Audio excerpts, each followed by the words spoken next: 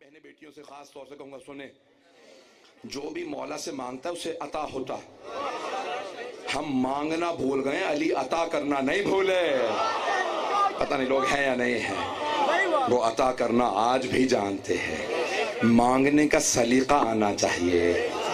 ایک بہت بڑے عالم ہمیشہ کہا کرتے تھے، مانگنے والوں سے کہو جب زیادہ پریشان ہو اور دعا پوری نہ ہو رہی ہو تو مولا مشکل کشا کو ان کی بیٹی زینب کا واسطہ دے کے مانگے۔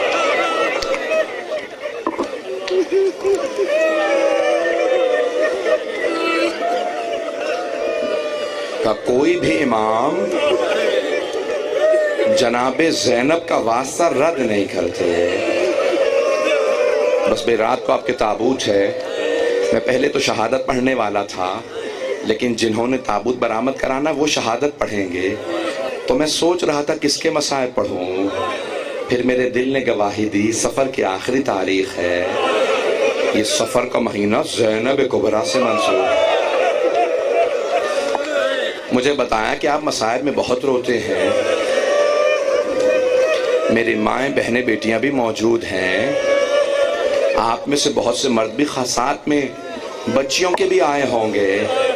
سوال کروں مردوں سے، اگر آپ میں سے کسی کے ساتھ کوئی چھوٹی بچی آئی ہے اور آپ کو پتا چلے کہ ایک بچی بے ہوش ہو گئی ہے، تو آپ یہی سوال کریں گے نا، بچی کو پانی پلایا بھی کہ نہیں؟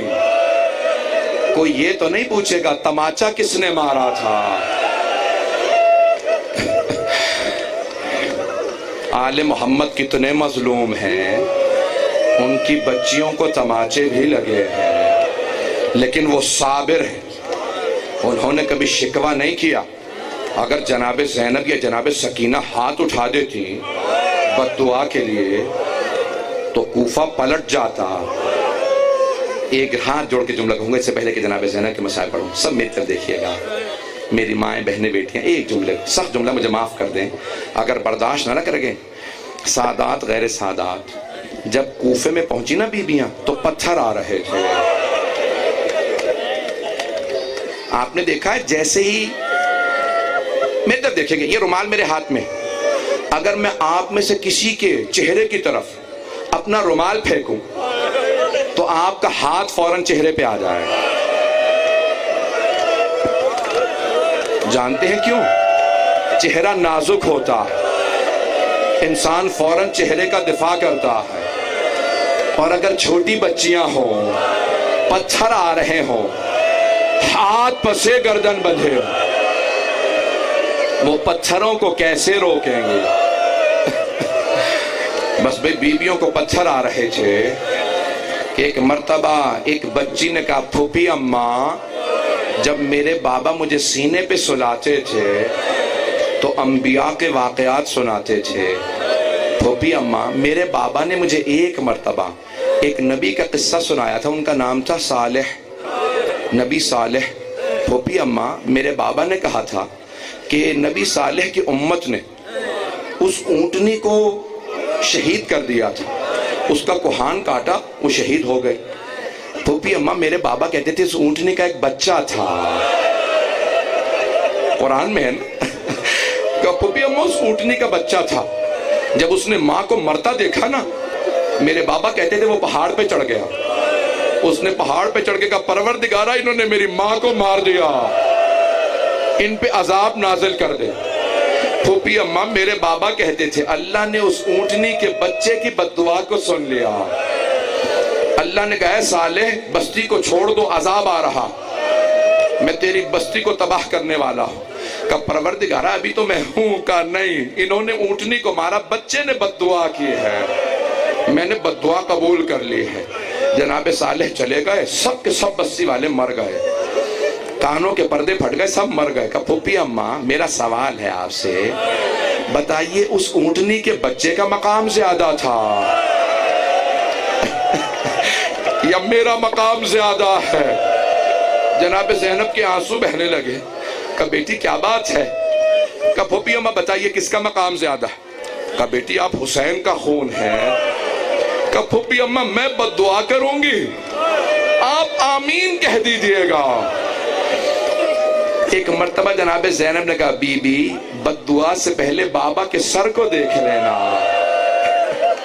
بی بی نے دیکھا نیزے پہ سر بلند ہے, آنسو بہ رہے ہیں, کہتی میری لختے جگہ میرے سینے پہ سونے والی بد دعا نہ کرنا.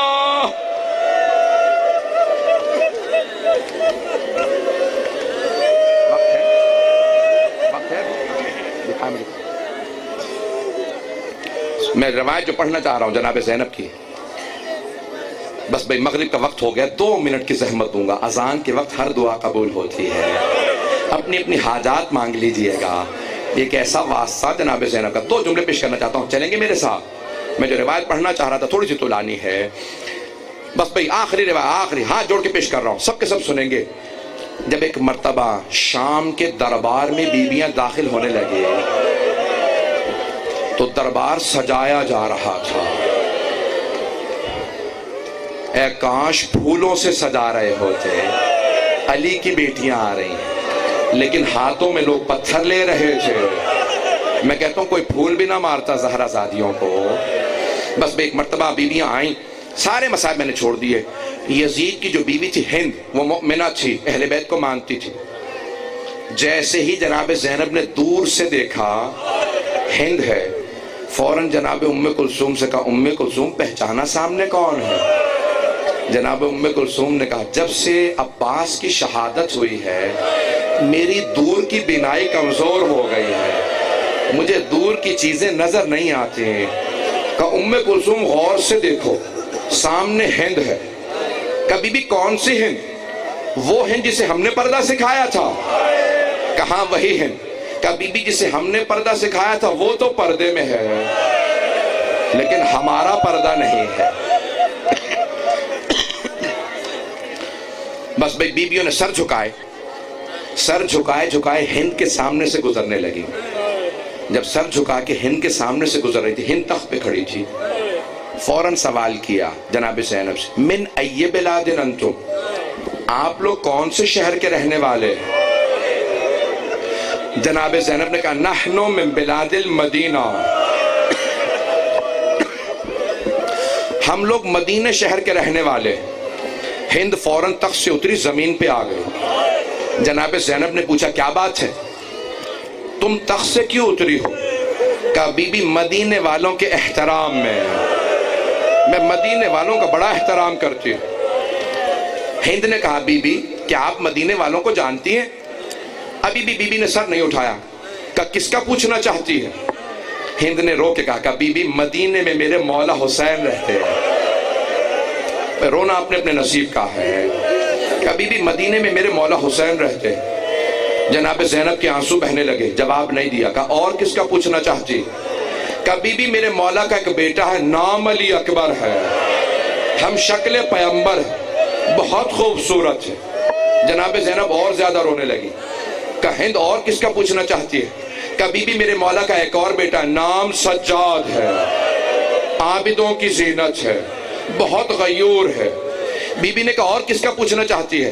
کہا بی بی میرے مولا کا ایک بھائی ہے, نام عباس ہے, بہت خوبصورت ہے, وہ بھی بڑا غیرت مند ہے. اب جناب زینب سے رہا نہ گیا. کہا ہند اپنے مولا کی بہنوں کا نہیں پوچھے گی؟ ہند نے کہا خبردار بی بی, ان کے نام نہ لینا, یہ شرابی کا دربار ہے, وہ نبی کی نواسیاں. ایک مرتبہ ہند نے پھر جناب زینب کو روکا. کہ بی بی خبردار, ان کے نام نہ لینا, وہ علی کی بیٹیاں, ان کی ماں کا جنازہ رات میں اٹھا تھا, یہ یزید کا دربار ہے, علی کی بیٹیوں کے نام نہ لینا. اب جناب زینب نے سر اٹھایا. کہ ہند غور سے دیکھ, میں زینب ہوں. ہند یہ میرے ساتھ ام کلثوم, وہ رباب, وہ سکینہ. ہند رونے لگی. کہا بی بی اتنا سب کچھ ہو گیا, عباس کہاں تھا؟ جناب زینب نے کہا ہند ذرا سامنے دیکھ, وہ جو سر رکھے ہیں نا, پہلا سر حسین کا, دوسرا علی اکبر کا, وہ عباس, وہ جو قیدی بیٹھا وہ سجاد. ہند نے سر سے برقع اتارا, زمین پہ پھینکا, دوڑتی ہوئی مجمع عام میں آ گئی کہ یزید یہ تو نے کیا کیا؟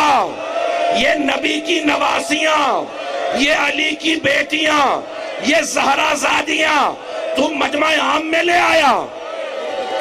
خدا کی قسم، روایت کے الفاظ ہیں، یزید تخت سے اٹھا، اپنی عبا اتاری، ہند کے سر پہ رکھی، کہا ہند دیکھتے نہیں نامحرموں کا مجمع ہے، تو بغیر چادر کے نامحرموں میں آ گئی۔ ہند نے عبا اتار کے زمین پہ پھینکی، کہا او یزید جنہوں نے ہمیں پردہ سکھایا تو ان بیویوں کو مجمع میں لے آیا۔ الا لعنت اللہ علی القوم الظالمین وَسَيَعْلَمُ الَّذِينَ ظَلَمُوا أَيَّ مُنْقَلِبٍ يَنْقَلِبُونَ۔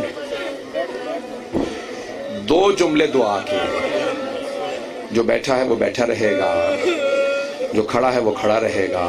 دو جملے دعا کے کہوں گا، اپنی اپنی حاجات طلب کر لیجئے گا۔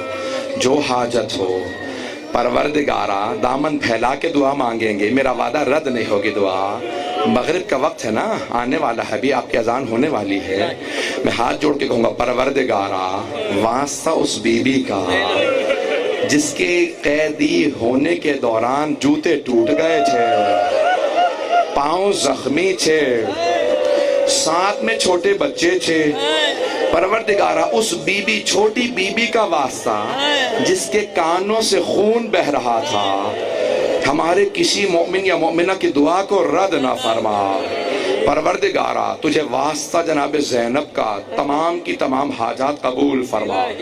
ہم سب کو امام زمانہ کا ظہور دیکھنا نصیب فرما، دشمنان اہل بیت کو نیست و نابود فرما۔